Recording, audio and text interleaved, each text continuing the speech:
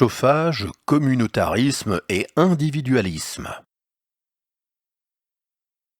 Notre relation au groupe et notre façon de nous percevoir par rapport à celui-ci ne viennent pas de notre propre volonté, mais de la façon dont le milieu nous a spirituellement modelés.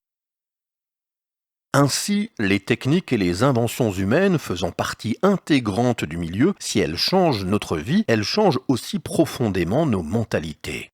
L'histoire du chauffage en Occident en est un des meilleurs exemples.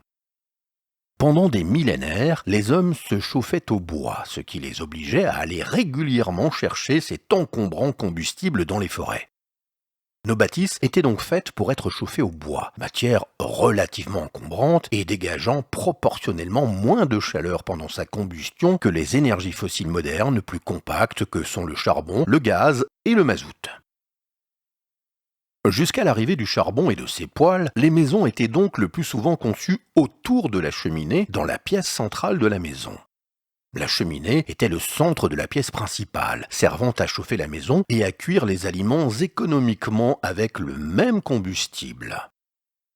Par souci d'économie d'énergie, le bois étant lourd à porter et laborieux à couper, les familles vivaient et dormaient souvent dans cette pièce principale bien chauffée, ou à l'étage sous des combles ouverts, jouissant ainsi de la chaleur montante de la cheminée. Certaines bâtisses étaient pourvues d'une petite pièce adossée au mur de l'âtre, bénéficiant ainsi d'un mur tiède permettant de chauffer cette petite chambre où dormait une partie de la famille. Ce type de chauffage forçait les gens à une certaine promiscuité, générant un communautarisme. Vivant et dormant ensemble, les individus concevaient avant tout la famille comme un organisme où l'individualisme n'avait pas sa place. L'avènement de l'âge du charbon, dont résulta la révolution industrielle, modifia totalement la structure de nos sociétés tout en modifiant notre perception du groupe et la valeur accordée à l'individualisme.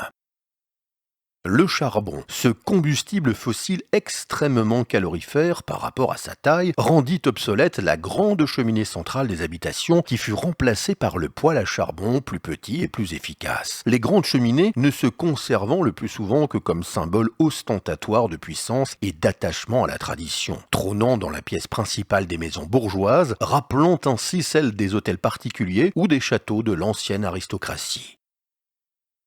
Avec l'arrivée du charbon, toutes les pièces des maisons purent être équipées de poêles, ce qui permit de cloisonner les demeures en de nombreuses chambres permettant aux individus de posséder un espace personnel dans la maison et de pouvoir s'y isoler. Si jadis la famille était souvent rassemblée autour de l'âtre de la cheminée qui fournissait à tous la douce chaleur apaisante d'un feu de bois crépitant, l'arrivée du poêle à charbon fut la cause d'une restructuration de la vie familiale. Chacun pouvait enfin avoir sa chambre avec sa propre source de chaleur, ne l'obligeant pas à rester avec le groupe autour de la cheminée et lui permettant de s'isoler, transformant doucement l'homme occidental en un être plus individualiste qui pouvait se retrancher du monde dans une chambre chauffée où son esprit vagabondant dans ses songes pouvait réfléchir sur le monde et le refaire.